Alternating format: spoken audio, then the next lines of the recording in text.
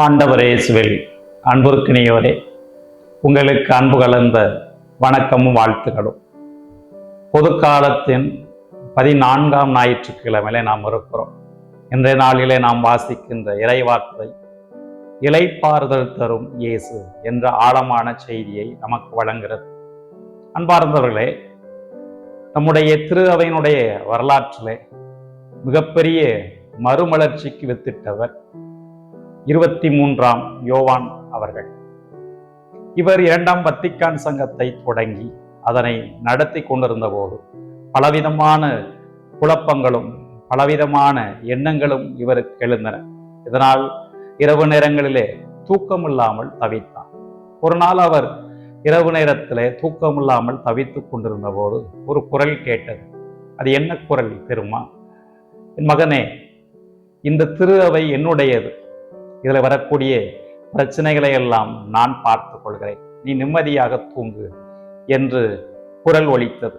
அந்த குரல் கடவுளுடைய குரல் தான் என்பதை உணர்ந்தவராய் அவர் கடவுள் மீது வாரத்தை போட்டுவிட்டு நிம்மதியாக தூங்கினார்.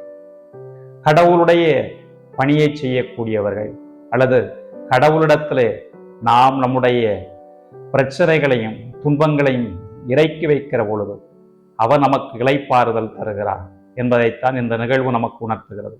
இன்றைய நாளிலே நாம் வாசிக்கின்ற இறைவார்த்தையும் கூட இதே சிந்தனையை தான் தருகிறது. அன்பார்ந்தவர்கள், இன்றைய நற்செய்தி வாசகத்திலே இயேசு கிறிஸ்து பெருஞ்சுமை சுமந்து சோர்ந்திருப்பவர்களே எல்லாரும் என்னிடம் வாருங்கள், நான் உங்களுக்கு இளைப்பாறுதல் தருகிறேன் என்று சொல்கிறார். இந்த வார்த்தையில நாம் இன்றைக்கு ஆழமாக சிந்தித்து பார்ப்போம்.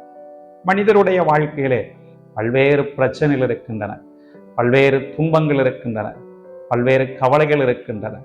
இவற்றுக்கு நடுவிலே நாம் நம்முடைய வாழ்க்கையை எப்படி ஓட்டுவது என்றுதான் நினைத்து கொண்டிருக்கிறோம். ஆனால் ஆண்டவர் இயேசு கிறிஸ்து சொல்லக்கூடிய வார்த்தைகள் நமக்கு நம்பிக்கையையும் இளைப்பாறுதலையும் தருபவனாக இருக்கின்றன. இயேசு இந்த வார்த்தைகளை சொல்கிறார் என்றால் அவர் எப்படிப்பட்டவர் என்று நாம் தெரிந்து கொள்வோம். அன்பார்ந்தவர்களே, இன்றைய முதல் வாசகம் இறைவாக்கினர் செப்பனியா நூலிலிருந்து எடுக்கப்பட்டிருக்கிறது. ஒரு அழகான செய்தியை இன்றைய முதல் வாசகம் தருகிறது. அதிலே நாம் வாசிக்கிறோம், மகளே சீயோன், நீ அகமகிழ்ந்து களிகூரு, ஏனெனில் உன் ஆண்டவர் உன்னிடத்திலே வருகிறார் என்று சொல்லிவிட்டு அந்த வார்த்தைகள் இவ்வாறு சொல்லுகின்றன. அவர் நீதி உள்ளவர், எளிமையானவர், கழுதையினுடைய குட்டியின் மீது அவர் பயணம் செய்யக்கூடியவர் என்று சொல்கிறது. இந்த வார்த்தைகளை இயேசுனுடைய வாழ்வோடு ஒப்பிட்டு பார்க்கிற பொழுது அப்படியே பொருந்தி போகின்றன. இயேசு மிகவும் எளிமையானவர், மிகவும் நீதி உள்ளவர். அவர் எருசலேம் நகர வீதிகளிலே பயணம் சென்ற போது கழுதை குட்டியின் மீது தான் பயணம் சென்றார் என்று சொன்னார். அந்த அளவுக்கு அவர் எளிமையானவராக இருந்தார். அந்த காலகட்டத்தில் அரசர்கள் குதிரைகளை பவனி சென்றார்கள். குதிரை என்பது அதிகாரத்தினுடைய ஒரு அடையாளமாக இருந்த போது இயேசு, நான் அதிகாரத்தினால் இந்த உலகத்தை வெல்லப் போவதில்லை, மாறாக அன்பினால் வெல்லப் போகிறேன் என்று சொல்லி அவர் கழுதை குட்டியின் மீது பயணம் செய்யார் என்றால் அவர் எந்த அளவுக்கு தாழ்ச்சி நிறைந்தவர் என்று நாம் புரிந்து கொள்ளலாம். ஆகவே தாழ்ச்சி நிறைந்தவர், எளிமையானவர், நம்முடைய பிரச்சனைகளை நிச்சயமாக அறிவார்.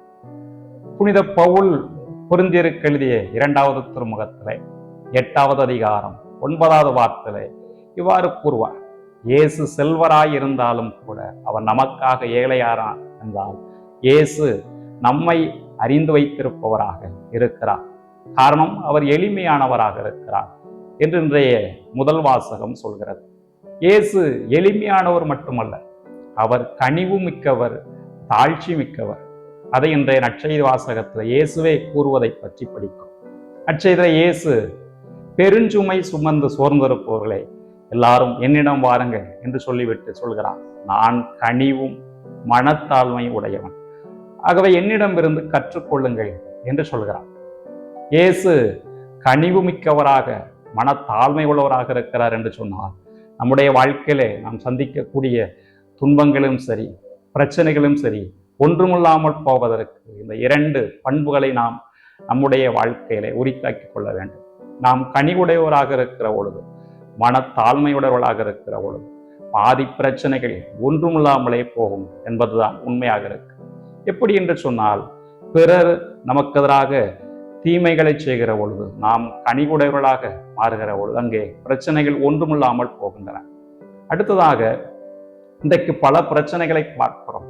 நான் பெரியவன், நான் உயர்ந்தவன் என்று ஆணவத்தோடு மனிதர்கள் சண்டையிட்டுக் கொள்வதை பார்க்கிறோம். இப்படிப்பட்ட சூழ்நிலையிலே இயேசு போதிக்கக்கூடிய மனத்தாழ்மை என்பது நம்முடைய பிரச்சனைகளுக்கு முற்றுப்புள்ளி வைக்கக்கூடியதாக இருக்கிறது.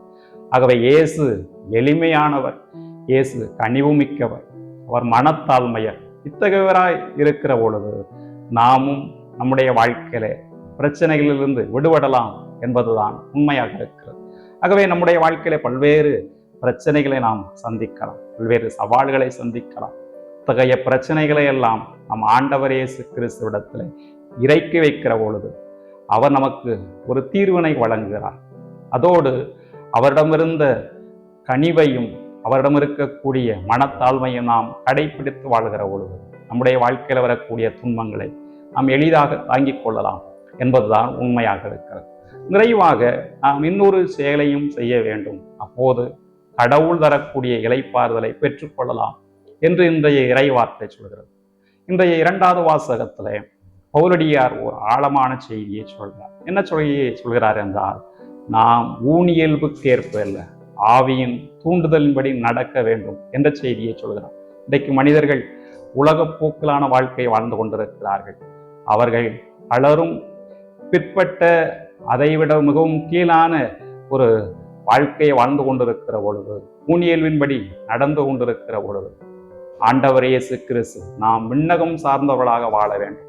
பவுலடியார் சொல்வது போன்று நாம் தூயாவியாருடைய தூண்டுதலின்படி நடக்க வேண்டும் என்ற செய்தியை தருகிறார். ஆகவே அன்பார்ந்தவர்களே, நம்முடைய வாழ்க்கையில பல்வேறு துன்பங்கள் வரலாம், பல்வேறு சவால்கள் வரலாம். அவற்றையெல்லாம் நாம் கடவுளிடத்திலே, நம் ஆண்டவர் இயேசு கிறிஸ்துவிடத்திலே இறக்கி வைக்கிற பொழுது அவையெல்லாம் ஒன்றுமில்லாமல் போகின்றன என்பதுதான் உண்மையாக இருக்கிறது. ஒரு குருவிடத்திலே ஒரு இளைஞன் இவ்வாறு சொன்னான், குருவே, என்னுடைய வாழ்க்கையிலே, என்னுடைய வாழ்க்கை பயணத்திலே ஏராளமான துன்பங்களை, சவால்களை நான் சந்தித்துக் கொண்டிருக்கிறேன். இதனால் மனச்சோர்வு ஏற்படுகிறது. இதிலிருந்து விடுபடுவதற்கு ஓர் அறிவுரை சொல்லுங்கள் என்று கேட்டான். அப்பொழுது அந்த குரு சொன்னார், நீ நாளையை பற்றி கவலைப்பட்டு கொண்டிருக்கிறாய். நாளைய கவலையை நாளை பார்த்து கொள்ளலாம். இன்றைய நிகழ்வுகளை பற்றி கவலை கொள் என்று சொன்னார். அன்பார்ந்தவர், இன்றைக்கு பலரும் கூட நாளையை பற்றி, எதிர்காலத்தில் என்ன நடக்குமோ என்பது பற்றி தான் கவலைப்பட்டு கொண்டிருக்கிறார்கள்.